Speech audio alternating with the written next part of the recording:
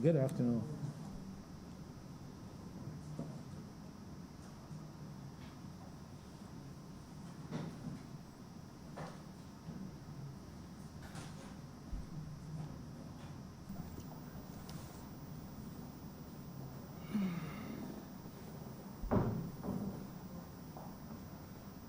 Thank you, Mr. Wiltshire, for attending upon this meeting. Apologize for keeping you Thank you.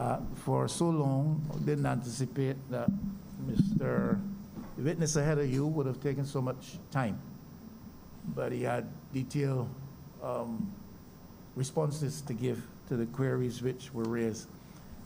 What you are attending upon is a duly constituted meeting of the Public Accounts Committee of the Parliament based on Cap 10, the Public Accounts Committee Act, which empowers the committee to look into matters relative to financial management of central government entities as well as state-owned enterprises. This exercise is convened pursuant to the issuance of the last report of the Auditor General, not the last one, the one prior to that, of the Auditor General's office. No, you want me to start? I should draw to your attention that you will be put on the oath or asked to give an affirmation to that which you say. And it is my duty to tell you that that which you say is subject to penalty if found to be at odds with that which is factual or truthful. And that is all stated in Cap 10A, the Public Accounts Committee Act. There are fines and other penalties of confinement, which I'm sure you are aware of. We are convened to look into several matters to which you have been apprised. Relative to the operation of the Transport Board, you're here in your capacity as chairman of the board for the period under review. And these matters include the process approved and the process employed for purchasing of parts and how this may have contributed to the board's inability to repair buses and maintain an adequate fleet. Secondly, the repairs regime employed, especially so relative to bus transmissions. Third, the acquisition of reconditioned transmissions, matters of over-invoicing and overpayment, particularly so for repair transactions, the status of a bus BM506, the status of a scenic tour bus purchase transaction around that. Essentially, mainly so, those are the issues. All clear? Yes, sir. I have to ask you to do an affirmation or to take the oath. The deputy But clerk. before I take the oath, Yes. I must inform you that this is Mr. Milton Pierce. All right, we get to that after the, Okay. because we will enter all of that into the record. All right? Good afternoon, Mr. Wiltshire. You're going to take the oath. Yes, ma'am. Could you stand, please? Getting old, man. Raise the Bible in your right hand and read the oath for us. The evidence that I shall give before the committee shall be the truth, the whole truth, and nothing but the truth, so help me God. Thank you so much. You may sit. Thank you. So you wanted to introduce the gentleman that accompanies you, known to Yeah. us, but for formal purposes, put it in the record, please. Yes, I would like to inform the committee that my attorney is Mr. Milton Pierce, QC. Good afternoon to you, Mr. Pierce. Good afternoon, sir.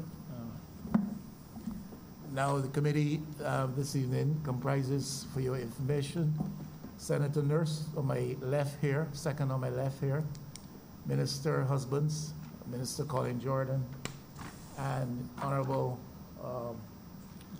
Dr. Sonia Brown. I was going to say Minister Yeah. Brown. So we probably constitute 5 out of 30 members constitute a quorum. We're open to questions, unless you want to make an opening statement. Well, quite frankly, when I look at this special audit which came in the package, it did open my eyes to a number of things, and in particular, the costs and invoices for transmissions.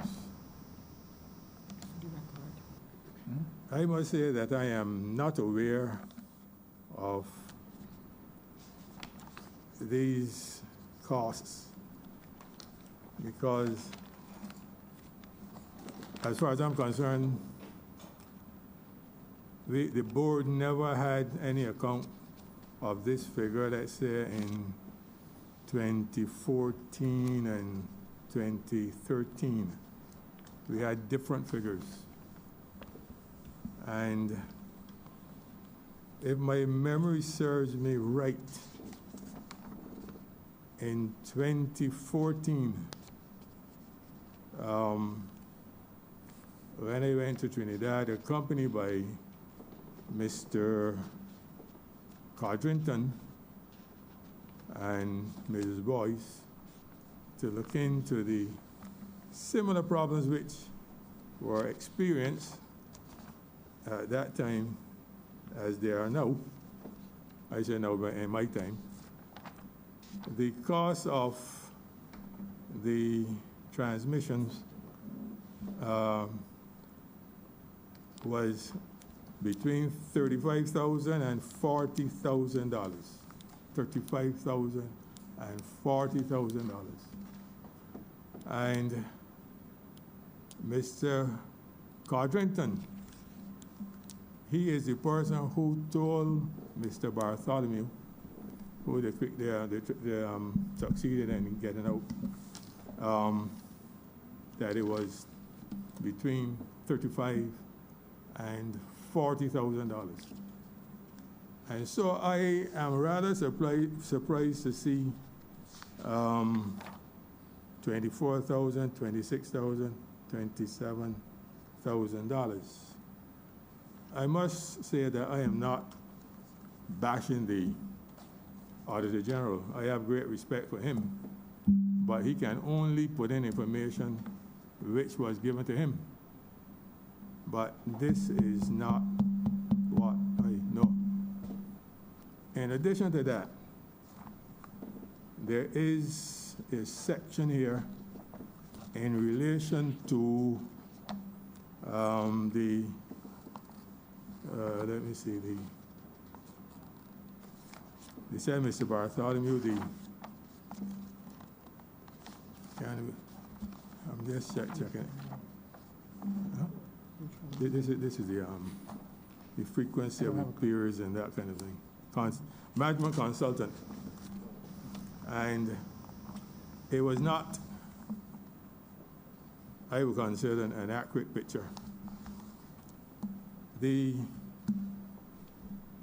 failure of Mr. Bartholomew was not largely due to the financial circumstances of the board. That was only one of them. But it was due to sabotage, undermining, false information given by the financial controller, who inflated the costs. Like, for example, we got information in Trinidad that, this is from Bartholomew, by the way, Mr. Bartholomew, that we could import transmissions, reconditioned transmissions for between $25,000 and $3,000. And that is how Transport Board started bringing in transmissions at that price. They never did any research. And more importantly, he told us that the said company would train 2 mechanics to repair the transmissions. And all across the months that I was there, it was $35,000 or 40,000. And the difference between 35 and 40, if the transport board did not supply the parts, the provider would would add $5,000 more. And then when the special project was set up, right, I should say, they started bringing both the transmissions and the kits for the transmissions, which would have been much cheaper. I might say that when the transmissions came in, the reconditioned transmissions, they came in at, let's say, 5,000, but if you send back the shell, you will get a credit of $2,000. So that is one aspect of it. The second aspect was that they never said anything, either Codrington or the financial controller never said anything about a cost-benefit analysis done to the special project. All across the length of Barbados, even on the floor of Parliament, she said, this is the financial controller, she said that the project lost $2 million. I heard in my 2 years. She also said that Bartholomew was getting $22,000, which was a lie. The man was only getting $13,500. When Bartholomew fixed, well, maybe.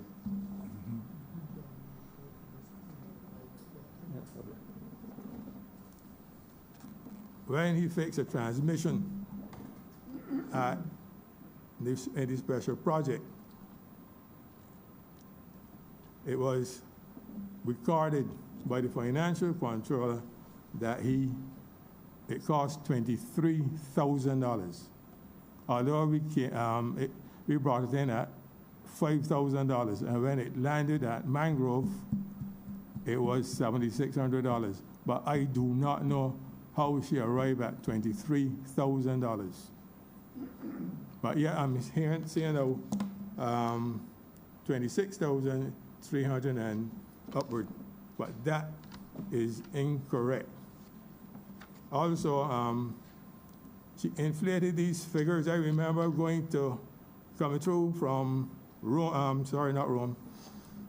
Germany. I stopped off in England, and I called Bartholomew and asked him if he wanted anything to bring down, and I brought in some kits for the fuel injection pump. There were 30 of them. And I brought them back. I gave them to storage, and I asked Mr. The gentleman in charge of storage, cannot remember his name now. He will come back because you see I'm in my declining years, so my memory, But anyhow, he told me they cost $100. But yet, when the financial controller came in the boardroom, she told us that it cost $1,500. $1,500. In addition to that, she came in the boardroom. I understand from her transcript that she said she never should come in there, but that's a different story which I'll address later if time is permitted. She came in and told us that Bartholomew was getting $22,000, and when I questioned her, she said $13,500. Then she added on housing, and I stopped her. I said, "You don't add housing and salary together?" She said, "Yes." Then an accountant on the board, he told her that she was wrong, but she would not have it. She went on, and she said she added the van which she is driving around, a percentage. I asked her, what is the percentage? I can't remember what she said. If she said 5%, I said, why 5, not 7, why not 15? Justify it. She didn't answer, and then she talked about the phone which he was using, and I thought that was a digital phone which would have been given to managers, and that at the end of the day, there's no cost, and each manager would have a number of minutes per month. Getting back to the car, that was an old, van. Can't remember, one of those open back vans. I can't remember it was a Datsun.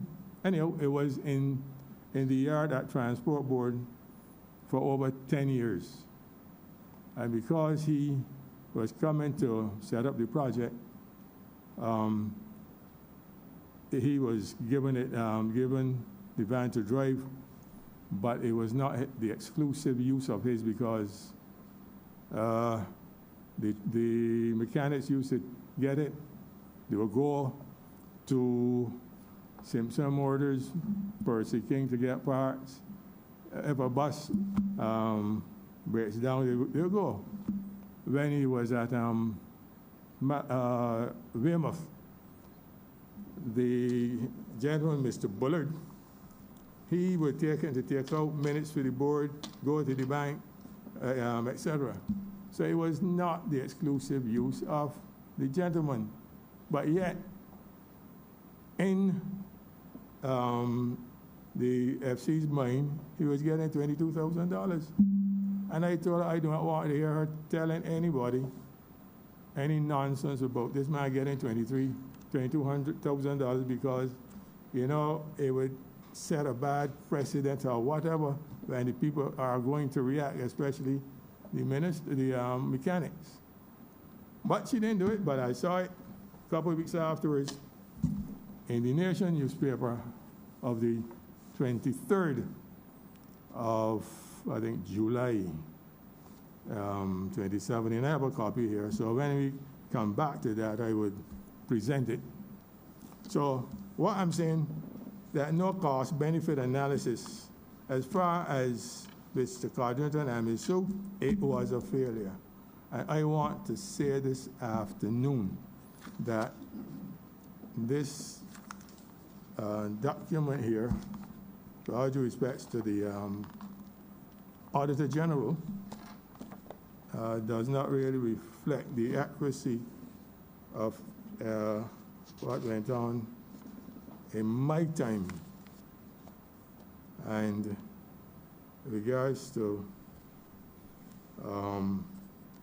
engines and those kinds of things, I will address them later. So we're talking about the cost savings not utilized, I see here, and unavailability of parts. And I'm saying that much could have been done. So I don't know if the Auditor General is here, but he has a lot of work to do now. It's not accurate.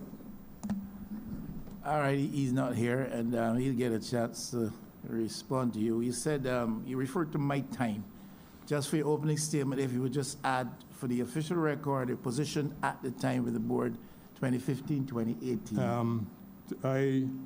The board was constituted 2013 to 2018. And you were chairman of the I was chairman. All right. Okay. All right. The Auditor General is not here this afternoon. Usually is, but he's not here this afternoon. If I hear you saying very clearly that a financial controller inflated numbers. Yes. And you were saying that most definitively. Pardon me? You were saying that most definitively. Categorically, you're stating the financial cost. You're talking about Ms. Sue. Inflated. You're talking about Ms. Sue. Mrs. Sue. Excuse me. Okay. Yes, sir. You're talking Mrs. Sue. That's right. Inflated numbers. The With reference to Mr. Bartholomew's remuneration, as well as with reference to expenditure that the board incurred, costs. the cost of like purchasing transmissions, if he service a fuel injection pump when the cost of the kit is $100. It's But $15. to what would you attribute that type of action, inflating of numbers, I don't know. on the part of a financial controller? I do not know because I didn't agree with it. The accountant on the board, he did not agree with it. And I had asked her, she sent off the information to MTW, and I had asked her to revisit it and then resubmit it, and she refused. When you say I did not agree with it, you're referring specifically to The transmissions, the cost of transmissions? the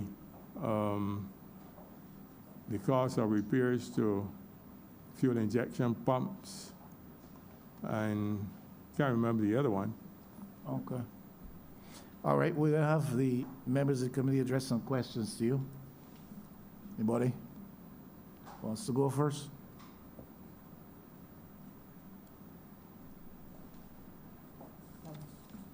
Sorry. Mr. Minister Jordan. Yeah, thank you very much, Chair. Thanks, Mr. Wilshire. I just want to ask a couple of questions. Following on from the chairman, the matter of inflating costs, I think I understand what you were referring to in relation to remuneration. So taking a salary and adding benefits to it.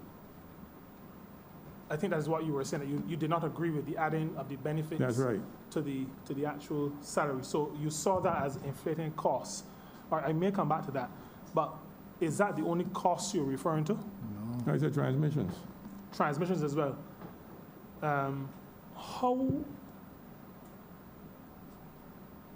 Well, before I ask that, in what way are you saying the costs were transmitted? No, outside of, I think you spoke to coming into board meetings and giving a number, which you consider to be an inflated number. Now, did that number find its way to financial statements, for example? Or was that inflated number just an oral something? I think it was in financial statements. The reason why, and it is even here documented,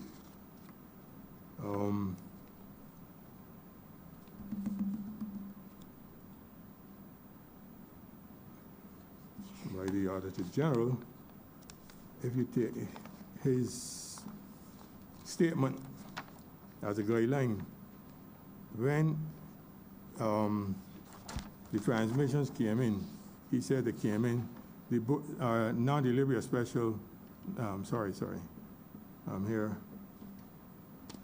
looking for, it was observed that during the period March 2015 to March 2018, the board is obtaining reconditioned transmissions from a local supplier with the lowest cost of $22,460 VAT exclusive per unit. Having been informed in July 2014 of reconditioned Allison transmissions costing $5,576 exclusive of shipping from a company in the United States, the board subsequently commenced purchasing transmissions from this supplier. Payment of 50% of the cost of the first shipment was made in November 2014. Subsequently, the supplier offered a rebate of $2,027 on the return of all transmissions, thus reducing the price of the reconditioned transmission to $3,549 exclusive of shipping. The board records show that 45 reconditioned transmissions were paid for from this overseas supplier between 2014 and 2018. Now, I'm saying the Auditor General said 3,548. He didn't say 23,000.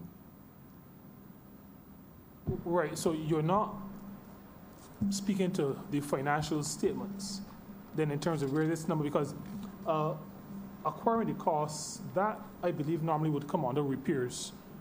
However, that is denoted in the financials. Something along the line of repairs or maintenance, something like that. Now, my question is, did the financial statements reflect this 20-something $1,000 for each of the transmissions, or? I'm not sure about that, but I know she came in and said that it was $23,000. Okay, so that was an oral presentation to the Yes, board I'm talking about her statistics. when she's presenting to the Yes. board? Yeah. Okay. You indicated that when that was said, I just using a term that is commonly used, so there was some pushback from yourself as chair That's right. on the numbers. You also said that there was somebody on the board who agreed with you that the numbers were not correct. So let me put it that way. That's right. What then, the board with its functioning, it needs to make decisions based on information. How was the board able to make decisions? Transmissions, from what the Auditor General is saying, is one of the major issues facing the transport board on the repair side. How was the board able to make decisions given the variance that you saw in the costs? A couple of thousand or a few thousand versus tens of thousands, essentially. How were you able to make, well, not you, I mean you as in, or you chaired the board. How was the board able to make decisions? What information did you use? Was it her information? Was it what you thought it should be? How did you make decisions?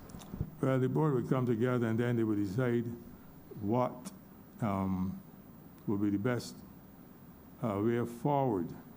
But we were cash strapped as well, you must remember. And there was little we could do at that time. But we still pressed ahead with a project which we had started. And we were focusing on that project and bringing in the transmissions, but we were also repairing bus engines. We also doing repairs to, let's say, brake shoes, fuel injection pumps. We were doing repairs to starter motors, because we were trying to cut costs. And at the time, the Minister of Finance told Transport Board that they were spending too much money. And he cannot go on giving Transport Board money every month to pay salaries. And they have to do something about it to stop the hemorrhaging of the funds. So that is the reason why we set up the project. And we saw that there was, Bartholomew said that there was a high wastage of, let's say, starters, because what the mechanics used to do, they would take off a starter, which is bad, throw it in the yard, and then go and get one for $2,600. Bartholomew said you can use that, put in brushes, check the armature, and then the brushes will cost about $200, so you got a saving of $2,400. So that is what the board was doing, saving, and nothing was said in this report. But Mr., if I may interject, Mr. Wiltshire, what you're saying is suggesting that the Auditor General's report, which is much informed by the offices, that is the Office of the Auditor General, by the office's interaction with the Financial Controller, is way off base. Well, you can put it that way. All right. You are also saying that the Financial Controller brought to the board and to, I suppose, management meetings, information considered by you, perhaps other members of the board, certainly the accountant on the board, to be bad information. It's a question of incompetence. It's a question of indifference. Yeah, you won't know that. But if you are of the view that the Financial Control is bringing bad information to the board, and management must operate on the basis of the information which is fed to it, when Minister Jordan is taking us there, then why isn't action taken against the Financial Controller? Well, let me put it this way. It was during I think 2017, that we started to take a good look at it, because That is when these discrepancies started to come up. And as you know, we only had 1 year. We had a couple of months. So, quite frankly, if the party had won, I know action would have been taken. Because, you know, when you send someone on suspension, then the union gets involved and it is down drawn out, but we had work to do. So no action at all was taken? No action at all was taken? No action. Minister Jordan. Sorry. Yeah, did the board have any thoughts about why the information from your perspective was being presented in the way that it was? I mean, you are saying that the discrepancy could be $10,000, $15,000 between the reality and what you are hearing presented in board meetings. Did the board have any thinking as to why that was being done? Why the numbers, as far as you were concerned, were being so inflated, and well, so grossly inflated? Based on what you're saying. Well, some of them remain silent because she had her enablers on the board, and they never said anything. You know, so it was more or less split down the middle.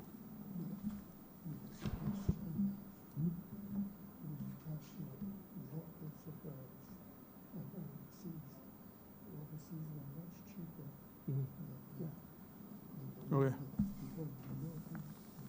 Okay. Yeah. Okay. Sorry for that. Yeah. You also, this is still in terms of the role of the financial controller. You indicated that no cost-benefit analyses were done. That's right. For now, the note I have says on the matter of transmissions, was this the cost-benefit you're talking about? Did this relate to this special project? That's right.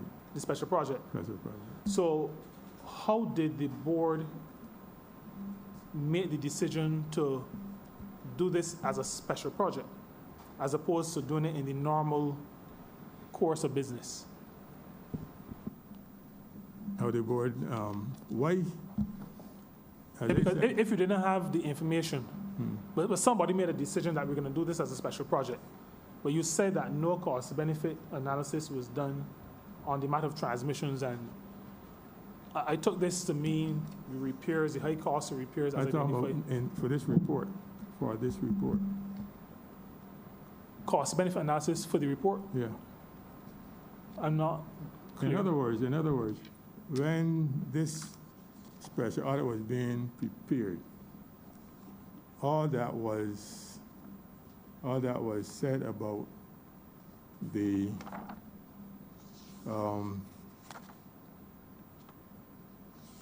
it was under consultant that financial constraints prevented the consultant from increasing the bus total to 200, something like that, financial. But it wasn't really financial only. That's what I'm arguing. So another was said about the other benefits, so as to reduce the cost, because they're saying that a lot of money was spent and we should have used more reconditioned and using local providers. So I'm saying that that part was sure that we were doing something to save costs. And what were some of the other matters or influencers other than financial? So you're talking about financial constraints. I get from you that you're saying that was the one that was highlighted. That's highlighted. Right, but there were others. There were others. That were not highlighted. You kind of, your undertone suggests that there was some deliberate attempt not to highlight those others. Could you share what some of those other factors were? That prevented the project from,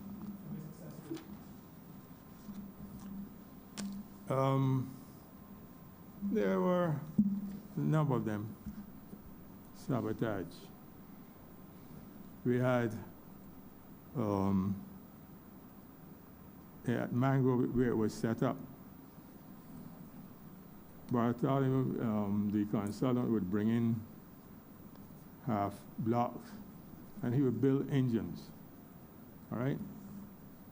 And one day when he was starting the engine, although it was set up to specification, it would not start. And he had to take it back down. And as the agent would say, pick it down, take it down. And he found some gloves pushed down inside. And all right,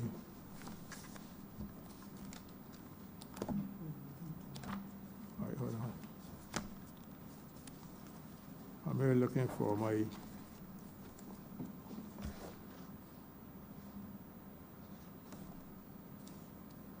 I have them here.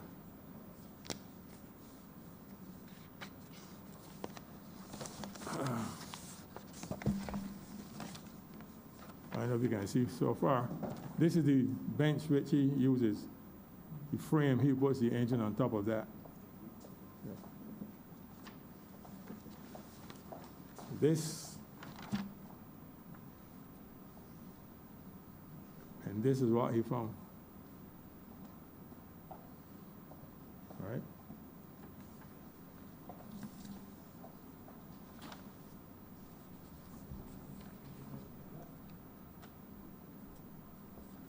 In addition to that, the bus which was serviced, he introduced planned maintenance. He had the bus in the yard, and he decided that he would go and check it to see if the radiator was filthy. And he checked on the filters. Now the bus has two filters, a big one called a primary one, a smaller one. And when he checked the filters, the inner one, someone removed it and put in a very nasty one inside. And this is it here. Kickback that he got. Moreover, a senior mechanic, very early in the game when that project started, because they wanted it to fail. We went to Mangrove, we left Weymouth, went to Mangrove, and spoke to the young trainees and told them, do not support Bartholomew. He came down from Trinidad to take away my job. I went to Mangrove, I interviewed some of them, and I asked Bartholomew if he wanted any action taken. He said no. He wanted just peace. He has to work with them, and he did not want any problems. So you're saying that I think you're being very clear to say that the mechanics, or some of the mechanics, did not want this project to work, and you were saying that they were sabotaging. So my question then would be, what action did the management of the Transport Board take? Because I'm taking it based on what you said, that there's little money, but there's work to be done, and you've created a special project, and you're finding out that there's sabotage, which is what you said. What action did management take in light of what it considered to be the reality facing it? You must remember that Bathurst didn't want any altercation with anybody. And I think they brought in a watchman, and they put up lights in the area.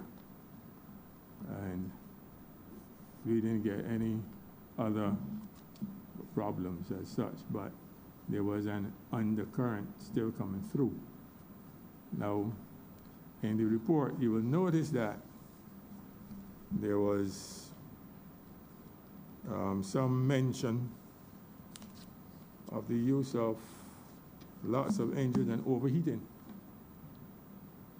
or very much overheating. And I want to make it abundantly clear. In 2014, myself and Mr. Codrington and Mrs. Boyce went to Trinidad because the minister was not happy with quality assurance. And he said he was going to a conference, and to go to Trinidad with him, he would come over and we look at how we can solve this overheating problem. Before that, we went to pardon? That's good. When we went down, there were 3 issues which had to be resolved. One was the excessive use of fan belts. The other one was overheating. The other one was transmissions. And after the usual introduction, the first question I asked him was the problem I told him was the excessive use of fan belts. Him, you're referring Mr. to? Bartholomew, because we went there to him to get some guidance. And I want to make it clear, Mr. Bartholomew came to Barbados in 1998 under the Barbados Labour Party. But some people think that he's a DLP import. He was not. He came down here when the said buses were giving problems. He told us that. And it was in 1998. I told him I did not know him personally, but I had done a research paper on transport in Barbados and Bermuda. And when I did it in Barbados, that segment, I was told that, and I saw documentation, that a Trinidadian engineer came down to assist, and that was Bartholomew. He recognized Codrington too as well. And they also brought in 2 mechanics or engineers from Brazil. And they said that the buses were not being serviced according to the manuals. In fact, they were locked up in a cabinet, and they were overheating. And there, Bartholomew told them, he came down and gave them instructions, and then he went back. You're identifying a number of scenarios that are causing, based on what you said, causing transport problems, making them waste money. You talk about excessive use of fan belts, overheating, and I sense... Transmissions. And transmissions. And transmissions. And you've just spoken to maintenance, servicing, sorry. So services is an issue. And Right. so my question always, in hearing this, what comes to my mind is, where is management? Because you're chair of the board, but the Transport Board has management that runs or manages, guides on a day-to-day basis. So when all these things are happening, where is the management? What's the role of management? Has management identified these issues? Any actions being taken to rectify? Where are the fan belts going, for example? They're being used, they're disappearing to stores, so where are they going? let What me is explain. management's role? No. I understand your question, but to be fair, there were problems with the fan belts. They're not being stolen. They're not being stolen. The problem was lack of maintenance, and I wouldn't want to say ignorance, because when we spoke to Bartholomew said, remember, a bus works fairly long. And when it works, the police are worn. They become worn. So they will wobble. And you would take off those, put on new ones. And we didn't hear anymore about the excessive use. That was sorted out. What the problem was with the overheating. And he said there are three approaches what must be consistent. One, there's a heat shield, which is a piece of metal which lies between or is affixed between the engine and the radiator. All right, you have the engine here, the shield here, the radiator here. The engine there. If you do not remove that, the heat from the radiator, from the engine, will not be sucked by the radiator. You follow me? But you must have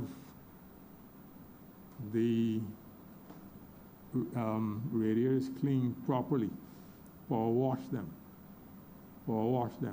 And he emphasizing wash. Like how Dr. Fauci said, wash. He said wash it. And if it isn't clean, the radiator cannot breathe. All right, Dr. Fauci. Miss Dr. Fauci. Mr. Wiltshire, let's shift. Give Minister Collins a break. Dr. Brown. The other doctor. Mr. Wiltshire, a couple layman questions because I am not an accountant or mechanic. Neither am I. Good. Well, you said that that appeared that the numbers by the financial controller were inflated. Mm-hmm. Pardon me? You said that the numbers from the financial controller were inflated, in your opinion. That's right. Did she have documentation to back it up? Because I am assuming that the Auditor General would have seen documentation, receipts, invoices, something like that. I am not sure. It depends on the information which was given. Pardon me. I never saw a $26,000 here, but the Auditor General had it. All right. So when she presented her findings to the board, that would have been obviously before when she would have come to the board meeting, I assume, and told you figures that she had, including, yes, the salary and the cost of transmission. Did she come with documentation? In other words, did anybody on the board ask for an audit if you suspected numbers would have been inflated or anything? Well, the accountant, he spoke to her, and I don't know, I can't recall if the subcommittee, it was supposed to be a subcommittee. I'm not sure about that one, but it was highlighted, and it was said they would look into it. Okay. On the mechanical side now, was there scope for training for Mr. Bartholomew of the in-house mechanics? There was scope because when Mr. Bartholomew started the project, he got some youngsters. He trained youngsters from the Polytechnic, some people from UCAL, some from the same transport board. So what was the reasoning, apart from one man asking the workers not to support him?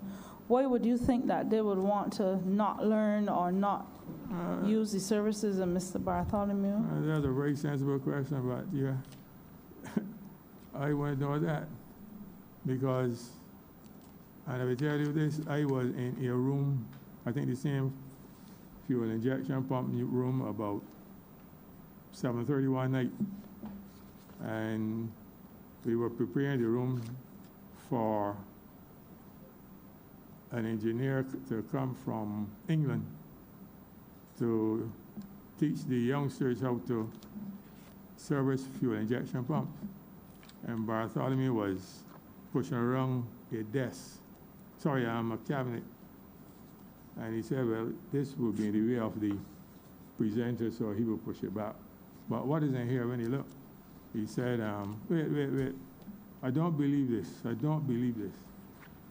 found he took out a tool, and he said, guy who went to Mangrove to tell the guys do not support him, he was in the room. I said, I asked you for this tool, and you told me you don't have one. You never saw one. And the guy held down his head and walked away. So I cannot tell you, it was really sabotage, but Okay. some was subtle.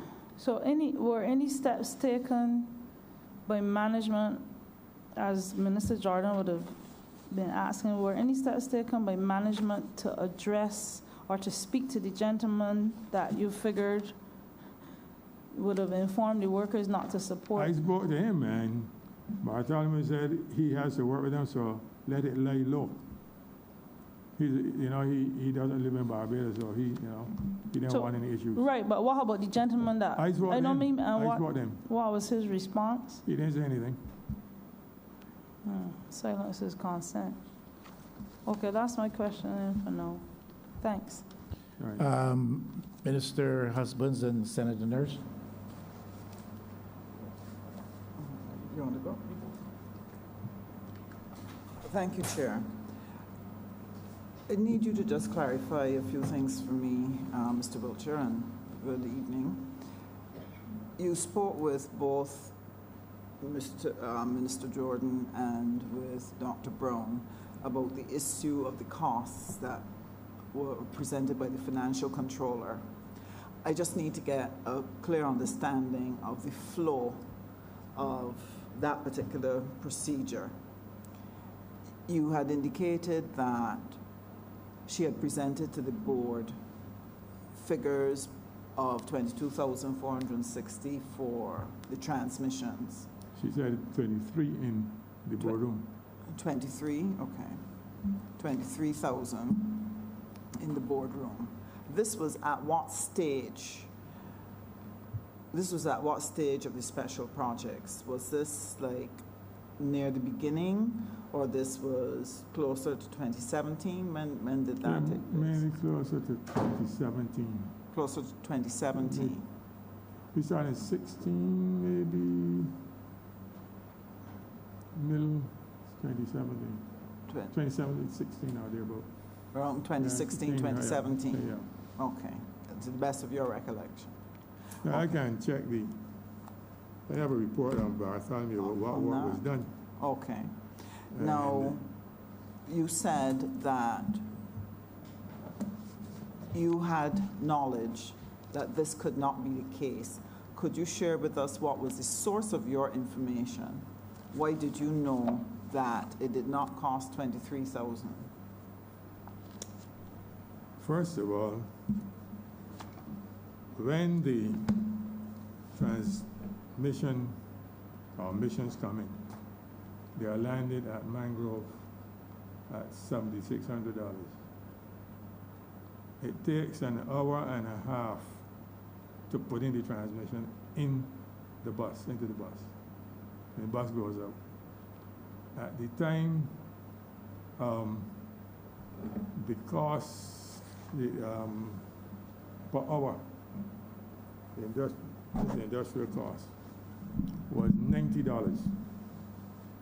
And it took, let's say, 2 hours, $180.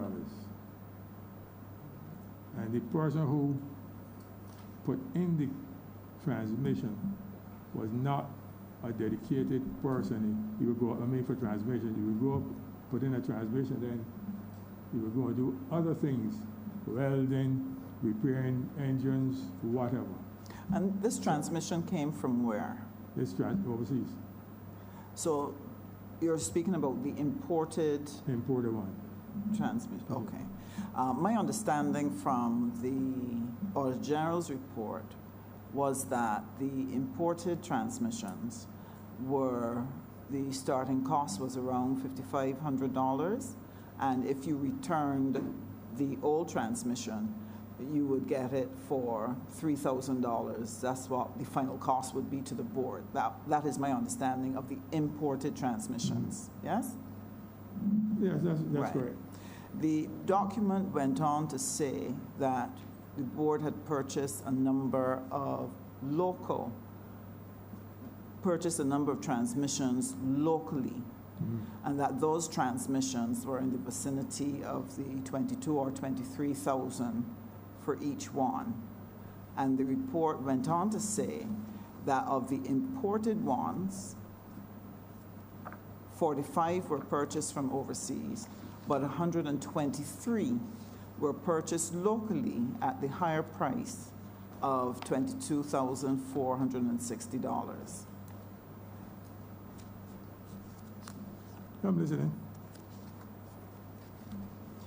If you go back to the same page where you read, on page 13, at cost savings not utilized, 211, it reads, it was observed that during the period March 2015 to March 2018, the board was obtaining reconditioned transmissions from a local supplier with the lowest cost being $22,460 VAT exclusive per unit. Having been informed in July 2014, which would have been the year in front, of the reconditioned Allison transmissions costing $5,576 exclusive of shipping from a company in the United States, the board subsequently commenced purchasing transmissions from this supplier. Payment of 50% of the cost of the first shipment was made in November 2014. You're still looking for the... No, I'm listening to you know. Okay. Subsequently, this supplier offered a rebate of $2,027 on the return of the old transmissions, thus reducing the price of the reconditioned transmissions to $3,549 exclusive of shipping. The board's records show that 45 reconditioned transmissions were paid for from this overseas supplier between November 2014 and May 2018. From March 2015, that is a year after they started buying the reconditioned transmissions from overseas, March 2015 until May 2018. So for most of the period in which you bought the overseas transmissions, where you only purchased 45, information seen indicates that the local supplier installed at least 123 transmissions.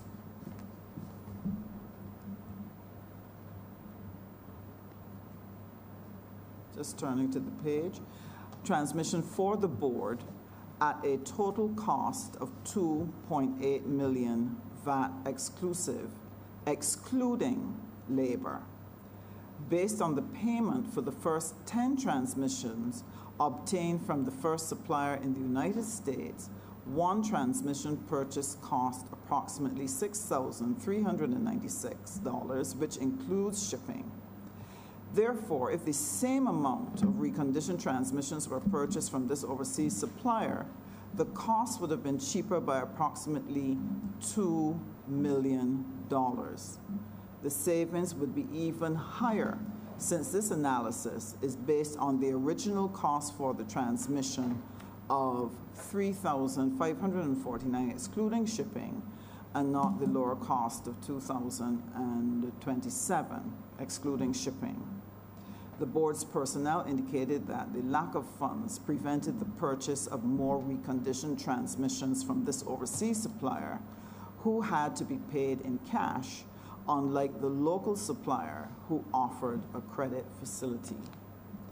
Now, this is astonishing.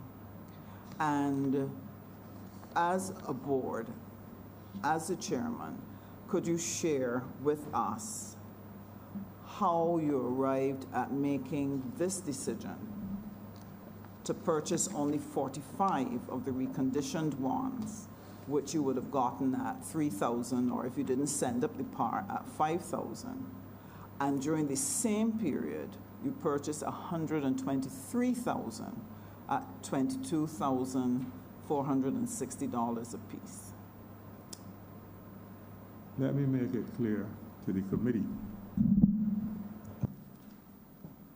This is the first time I'm hearing about 145 transmissions being purchased locally because the analysis which we were given did not include that. In other words, we would sit in the board anyway here, oh, we had to get transmission, the cost X, Y, Z. We didn't have a comprehensive analysis that we had to buy in the month of January, February, like that. So when I'm seeing 100-something transmission, it is mind-boggling. So I do not know if that information was deliberately withheld, because we should get like a broad perspective. We owe X, Y, Z. We never got a detailed account. This went on for a number of years. It started the more expensive transmission started in 2015 and continued until 2018. So this was over a period of 3 years. If you're purchasing transmissions at a cost that is close to maybe $17,000 more than your imported ones, it would affect your cash flow if you have not budgeted for it. When you prepared your budget on an annual basis, was your budget set to accommodate these types of prices? To be honest with you, I am not versed in accounts. So I had to take what was told to me. I am not versed in accounts. I believe you shared earlier that the then Minister of Finance had expressed great concern about the amount of money that was being spent. Can I assume that this then became a special focus of the board to work with the management to look at how are we going to reduce our costs? That's right. And that this gave rise to the special project? That's right. Yes? Okay. So your special project was marching along. That's right. And while you were purchasing 45 reconditioned transmissions at the $3,000 whatever dollars, at the same time you were purchasing local transmissions for $22,000, it surely would have offset your budget for that particular project. It would have turned it upside down. No, if I may interject here, there was a special vote of, I think, 1.something million for it, for the project. There was a vote of, I think 1.something million, okay. $2.2 million for it. So we were concentrated on the project because transmissions were not the only things that they were doing. Okay, so, but in terms of your special project, one of the items that was of concern in the special project was the issue of the transmissions. Transmissions and Right. the engines.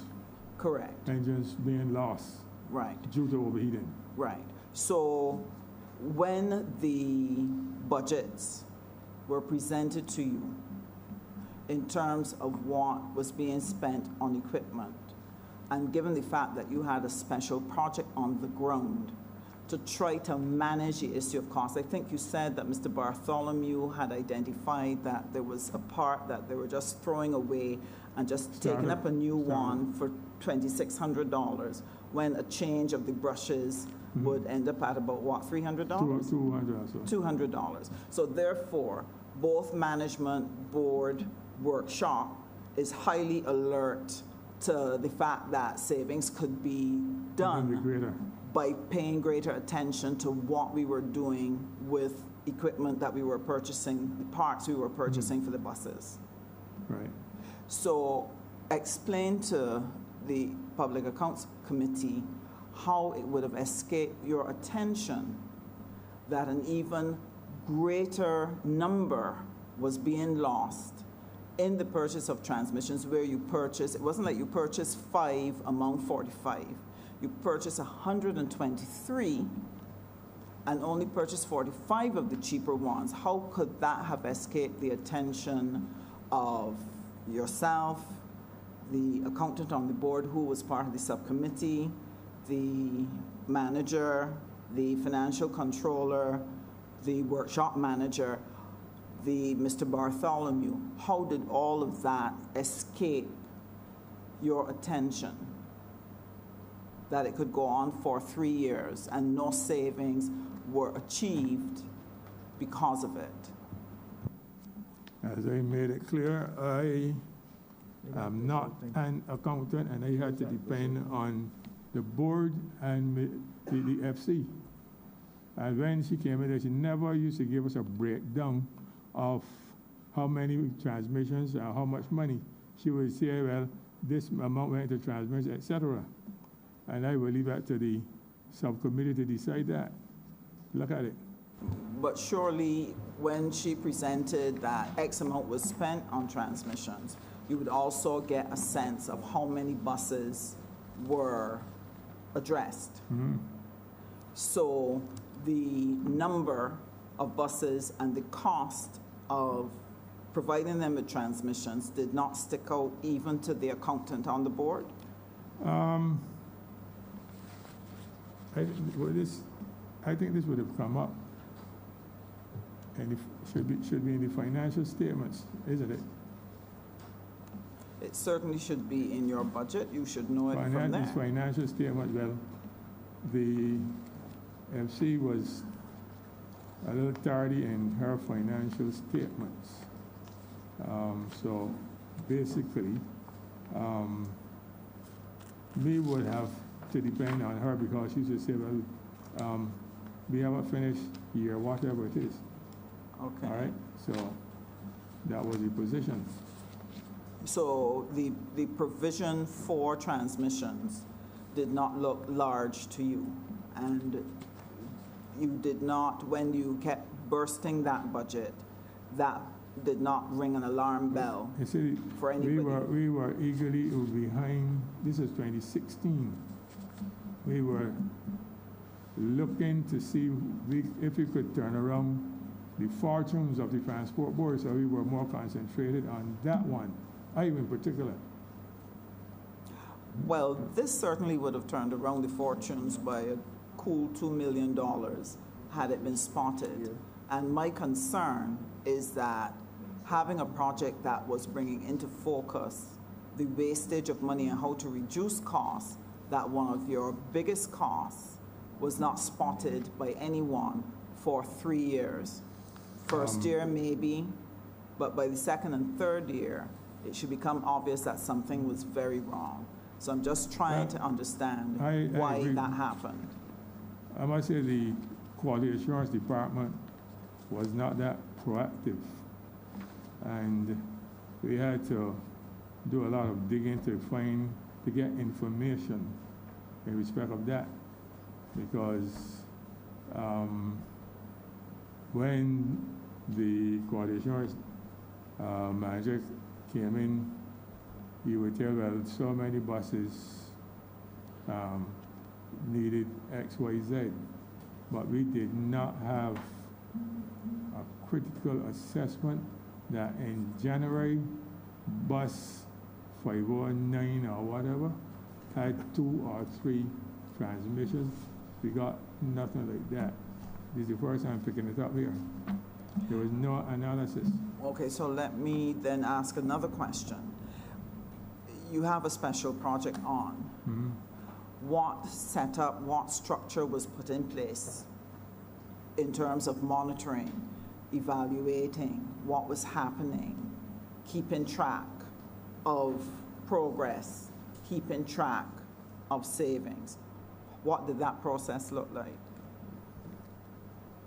Mr. Bartholomew used to bring his report, I think monthly, and he used to do a cost-benefit overview. I have one here. Tell you what work was done, what the cost was, from local providers, what his cost was, the special project, and the savings. And in your report, Mr. Bartholomew never highlighted this issue of the different. Mr. Bartholomew never highlighted this issue of the difference between the local transmissions. It's not Bartholomew, but it was Codrington. I'm sorry? Codrington. Sorry, I thought you said that someone provided a report. I said Bartholomew. provided a report Yeah, on what was done yes. and what the costs were. Yes, because that is his project. He is building engines, he's putting in transmissions, he's cleaning buses to Good. prevent all of that, and that was that particular area. Quality assurance, then, they put in their own, they do their own thing, all right? Sorry, I'm not I'm clear. saying that quality assurance, right? Right. Bartholomew was there, So, Mr. washing engines and whatever. Quality assurance should be working hand in hand with Bartholomew, but Oh. it wasn't. Okay, so let me see if I understand what you're saying. Mr. Bartholomew, in working on the special projects, he was only working with the overseas transmissions, and No. somebody else was dealing with the local transmissions? No.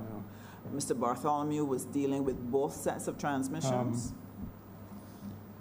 When the project started up and parts were coming in,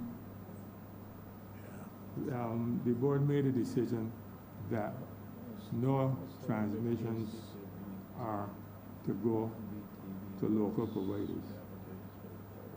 And that was stopped. So is that Right. recorded in the minutes? I am not sure, but that was stopped. And When was that? I'm not sure, but I know that that was an order given, and it was being followed. So this was being followed when? 2017, 16, 2018, 2016? 16, 17, yeah. All right, we are upon the 6 o'clock hour. We're 1 hour past scheduled closing time. We didn't want to have you come here today and not get the opportunity to interact with the committee. We've gone an extra hour, and we'll have to have you back. And I want to interrupt Minister Husbands, because I want to give opportunity to Senator Nurses asking for the floor to ask a question or so, and then we'll look to wrap up for the afternoon. Yeah. Thank you, Mr. Chairman. Just a few little follow-up questions in relation to some of the questions asked by Minister Husbands. You mentioned on a number of occasions your concern with information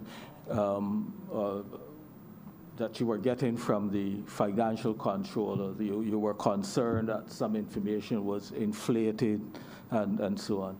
I'm just trying to understand what was the board's policy in terms of, if you were doing purchases, for example, was there a requirement that, let's say, quotations had to be presented to the board? Was there a tendering process that had to be gone through where you would actually see this information for yourself? I'm trying to understand if you were so concerned about, this information you were getting that was inflated. What did you do, or what was the board doing about it to satisfy itself that the information that they were making decisions on and that was coming before them was, fair information? As far as I'm aware, when you're talking about if there was like an invoice or whatever, you would know what to buy and the costs. But when we arrived there was certain providers. I think there were about 3. And that's what we found. And that is where the transmissions were going to. Because when I checked, there was asked about the warranty. Bartholomew was the first person who drew it to our attention. What about the warranty when he came there? Why is it that you have someone repairing a transmission and then there's no warranty? Who is responsible? And that is when things started to change. And I saw in Mr. Carter's notes that a transmission should last 2 years, and you got a warranty of, I think, a year or something like it. I know we got one from overseas for a year. So that is where the the consultant came in and he brought a breath of fresh air to quality assurance because they were merely exhaling carbon dioxide, nothing fresh at all. So basically, you know, we were just spinning top in mud, you know. Okay. I have gone through all this whole pile of minutes, board minutes, and I've had a read. And I'm just wondering on the basis on which a lot of decisions may have been made. The reason why I'm asking is because I've seen no discussion in these minutes about presentation of management accounts on a monthly basis for review by the board. You know, I haven't seen any accounts or annual audited financial statements that would have been approved by the board or reviewed, presented to the board for review. So I'm trying to understand what information were you using really to make your decisions? It depended on what information we got from the FC.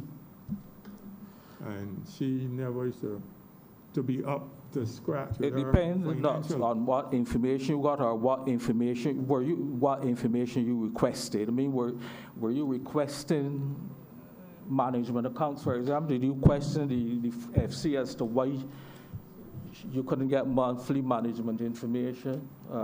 You know that the board had.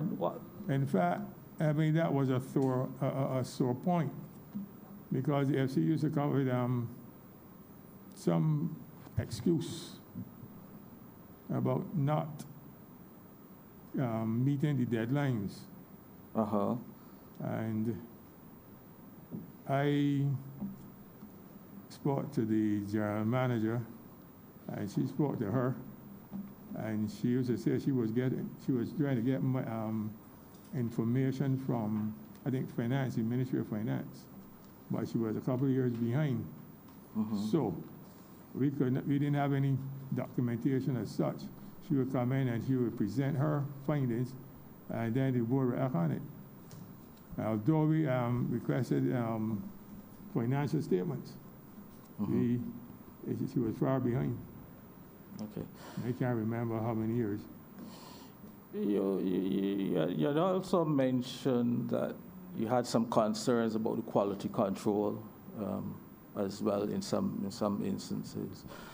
I'm beginning to wonder: is there any process which was in place for review of the line, your various line managers, so that the board could assess, how they were performing and, what action may be necessary in terms of, getting them up to stage if there were some deficiencies in some areas. What was the board doing about, looking at performance of the management team? Well, the management team used to meet with the general manager, and then they would bring reports in, and then we would discuss them, and then we would issue guidelines, etc. You had an HR committee? Yes, we had one. Okay, so they would have been discussing those sort of performance details and so on, and then feeding back to the board. That's right. Yeah. In terms of your concerns, then, what actions would the board have taken, if any, in relation to any individuals who you would have found to be, deficient? No, we spoke to them. And thought that we had expected better performance, but the hammer never came down as such. So for example, we had a situation where For example, they said for the assurance manager, he was not cleaning the buses properly. I was not at that meeting, the board meeting, and he was stiffened.